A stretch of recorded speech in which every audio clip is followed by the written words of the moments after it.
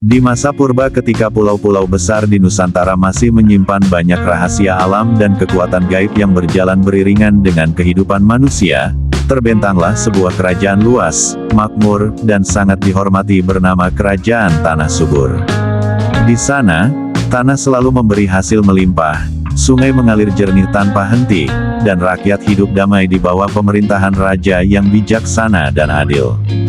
Di istana megah itu tinggallah Pangeran Banyu, pewaris tahta yang dicintai semua orang.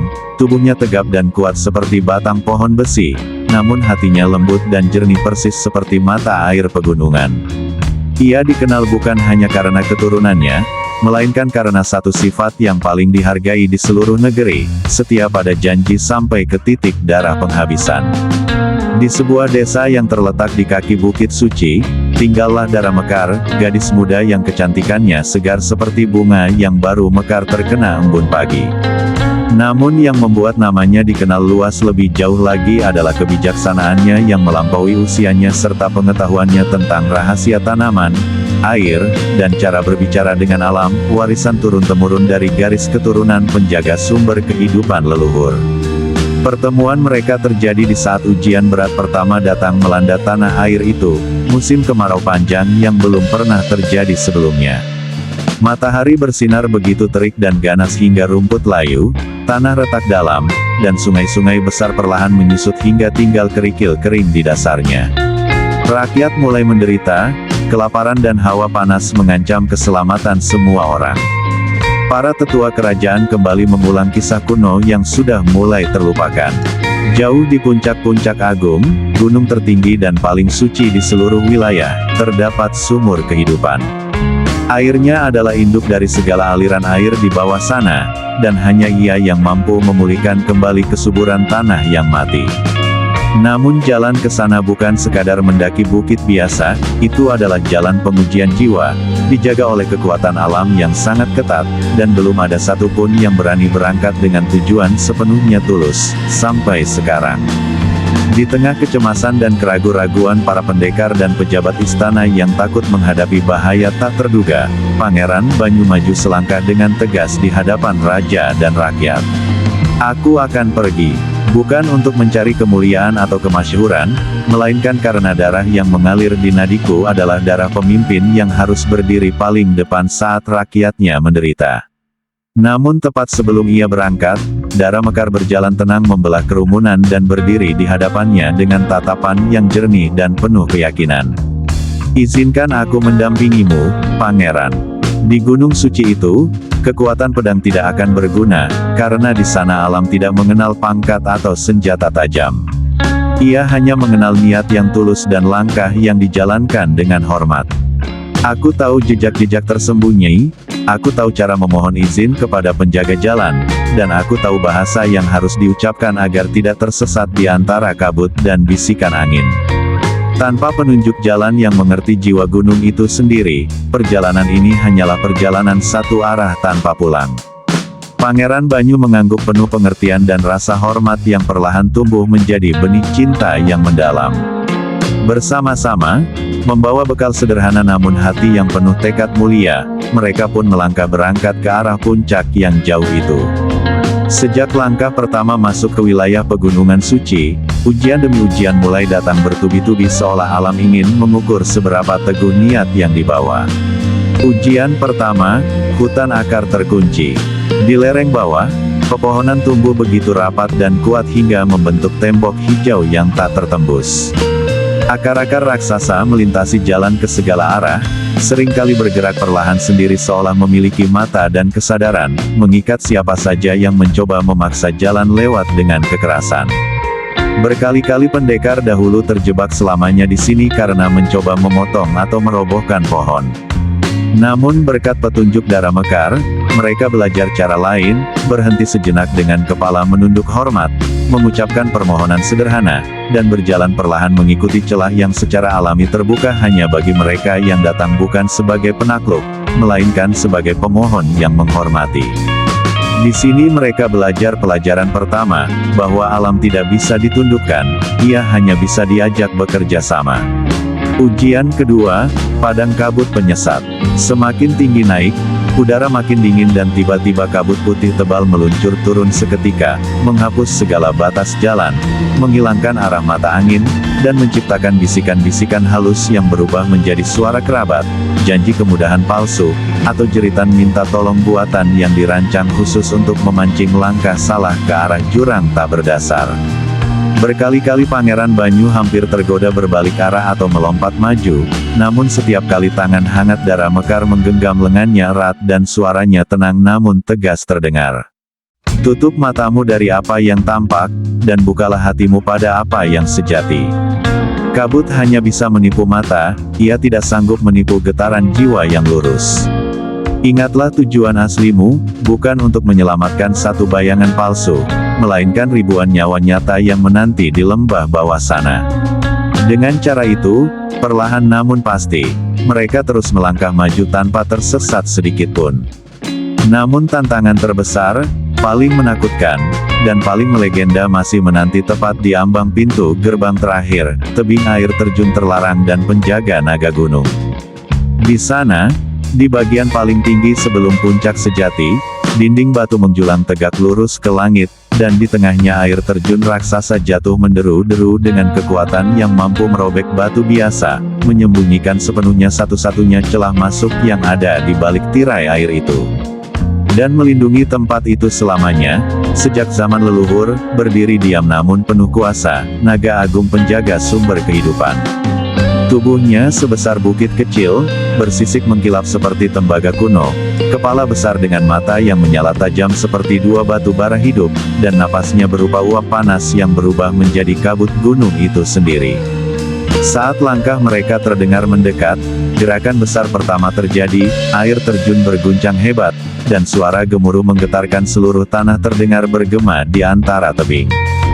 Berhenti sekarang, manusia. Selama ribuan tahun aku berdiri di sini, dan setiap pendekar, setiap raja, setiap pasukan yang datang, semuanya hanya membawa satu niat, ingin mengambil, ingin menguasai, ingin mengangkut kekayaan air ini untuk kepentingan sendiri. Semuanya kini telah menjadi debu di dasar jurang di bawah kakiku. Apa yang membuat kalian berbeda hari ini? Dan berani kalian menjawab, apakah kalian datang untuk mengambil, atau untuk melayani? Suara itu begitu dahsyat hingga bebatuan kecil berjatuhan di sekelilingnya.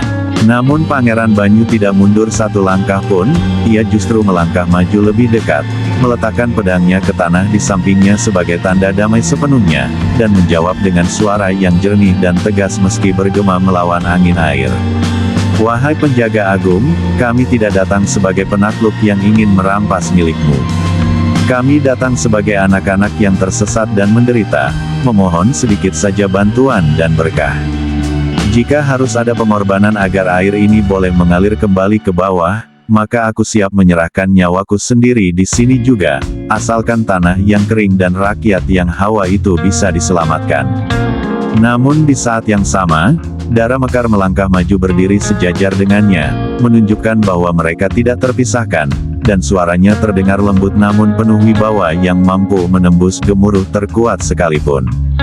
Dan kami juga membawa janji yang belum pernah diucapkan siapapun sebelumnya, bahwa jika hari ini kami diizinkan membawa pulang sedikit tetes kehidupan ini, maka selamanya kami akan mengajarkan seluruh rakyat di bawah sana satu hukum abadi, bahwa air bukan milik manusia untuk diambil sembarangan, melainkan air adalah hadiah pinjaman suci yang harus dijaga, dihormati, dan dikembalikan bersih kembali ke bumi. Kami datang bukan untuk menguras sumur ini, melainkan untuk menyambung kembali hubungan yang putus antara manusia dan asal-usulnya. Di keheningan panjang yang menegangkan itu, terjadi keajaiban yang belum pernah tercatat dalam sejarah, sorot mata tajam perlahan melunak, napas uap panas berubah menjadi angin sejuk yang menyegarkan, dan akhirnya, raksasa purba itu perlahan menundukkan kepala besarnya sangat rendah sebagai tanda penghormatan terbesar. Akhirnya, setelah sekian lama menunggu, datanglah jiwa yang mengerti kebenaran inti dari segala rahasia alam ini, bahwa kekuasaan sejati bukanlah kekuatan untuk memiliki dan menguasai, melainkan kekuatan untuk melindungi dan melayani. Kalian telah lulus ujian yang paling berat dari semuanya, ujian hati dan niat yang murni. Dan seketika itu juga, tirai air terjun perlahan berpisah sendiri membuka jalan masuk lebar dan aman. Di baliknya, di ruang suci di puncak tertinggi gunung itu, terbentanglah pemandangan yang begitu indah dan suci hingga membuat napas tertahan sejenak. Di tengah ruangan batu berbentuk bulat sempurna, berdiri sumur kehidupan legendaris itu sendiri. Airnya meluap perlahan tanpa henti, berkilauan dengan cahaya alami putih kebiruan, jernih hingga tak terlihat batasnya, dan memancarkan aroma kesegaran yang langsung menyembuhkan segala kelelahan dan luka kecil di tubuh serta jiwa. Dengan tangan gemetar penuh rasa syukur dan sukacita luar biasa, Pangeran Banyu mengisi penuh bekal besar yang dibawanya, sementara Dara Mekar berdiri di sampingnya menyadari satu kebenaran besar lain yang terungkap sepanjang perjalanan itu, bahwa di setiap hal yang tampak mustahil di dunia ini, sebenarnya tersembunyi jalan yang terbuka lebar, hanya saja jalan itu tidak terlihat oleh mata biasa, melainkan hanya bisa ditemukan oleh hati yang jujur dan tulus. Perjalanan pulang terasa jauh lebih ringan dan penuh cahaya, jalan yang dulu penuh ancaman kini tampak ramah dan terbuka, kabut menyingkir sendiri memberi jalan, dan di atas segalanya, hati kini penuh dengan kepastian manis bahwa pertolongan besar sudah di tangan. Saat akhirnya mereka turun kembali sampai ke lembah kerajaan, dan sosok mereka terlihat muncul dari balik kabut gunung yang perlahan mulai hilang sepenuhnya, seluruh rakyat berbondong-bondong berlarian menyambut dengan sorak-sorai yang menggema sampai ke ujung pulau-pulau sekitarnya. Saat air suci itu perlahan dialirkan kembali ke sungai utama dan disebarkan ke seluruh pelosok desa, keajaiban besar pun terjadi nyata di depan mata semua orang. Tanah retak perlahan lembab dan melembut kembali, rumput hijau tumbuh melesat seketika, pohon-pohon mengangkat dahan dan daunnya penuh semangat, dan sungai-sungai yang kering kembali mengalir deras jernih dan riang, membawa serta berkah kehidupan kembali ke setiap jengkal tanah Nusantara itu. Di istana kerajaan, setelah raja mengucapkan terima kasih dan penghormatan tertinggi yang belum pernah ada sebelumnya, ia pun segera mengumumkan keputusan yang telah lama ditunggu dan pantas diterima. Batas pemisah antara bangsawan dan rakyat biasa dihapus selamanya, karena nilai tertinggi manusia tidak diukur dari siapa orang tuanya atau seberapa megah tempat tinggalnya, melainkan dari ketulusan hatinya dan keberaniannya berjuang demi kebaikan bersama. Tak lama kemudian, di hari yang paling agung dan penuh sukacita yang akan selalu diingat sejarah, diadakanlah pesta persatuan yang megah namun penuh kesederhanaan yang indah. Pangeran Banyu dan Dara Mekar akhirnya bersanding sah sebagai suami istri, dan kelak akan memimpin kerajaan luas itu bersama-sama dengan kebijaksanaan yang dipelajari dari petualangan besar itu, teguh dan setia seperti puncak gunung yang tak tergoyahkan, namun juga mengalir, memberi, dan melayani persis seperti air, selalu mengingat bahwa manusia dan alam adalah satu kesatuan yang tak terpisahkan. Dan sampai hari ini, kisah legendaris yang paling terkenal di seluruh Nusantara itu masih terus hidup kuat dan diwariskan dari mulut ke mulut, dari generasi ke generasi, terutama sering diceritakan di saat musim kemarau panjang datang atau saat air sungai mengalir jernih dan melimpah, sebagai pengingat abadi yang paling dalam dan kuat bagi siapa saja yang mendengarnya. Di dunia ini, tidak ada tujuan yang terlalu tinggi atau jalan yang terlalu sulit untuk dilalui, selama kita berangkat bukan dengan niat ingin merampas atau menguasai, melainkan dengan niat ingin melayani dan memberi pertolongan. Tidak ada gunung yang cukup tinggi untuk menahan langkah kaki yang didorong oleh kasih sayang kepada sesama makhluk, tidak ada kabut yang cukup tebal untuk menutup pandangan hati yang jernih, dan tidak ada penjaga yang cukup kuat untuk menolak masuk kepada mereka yang datang membawa kejujuran di tangan dan janji setia di dada. Konon, hingga sekarang pun, jika seseorang berdiri diam di kaki gunung agung itu dan mendengarkan dengan hati yang tenang dan jernih, ia masih bisa menangkap suara gemericik lembut yang mengalir terus tanpa henti, suara air kehidupan itu sendiri, yang terus mengalir turun membawa pesan abadi, bahwa siapa yang menjaga air dan menjaga alam, dialah yang akan dijaga dan diberkahi selamanya.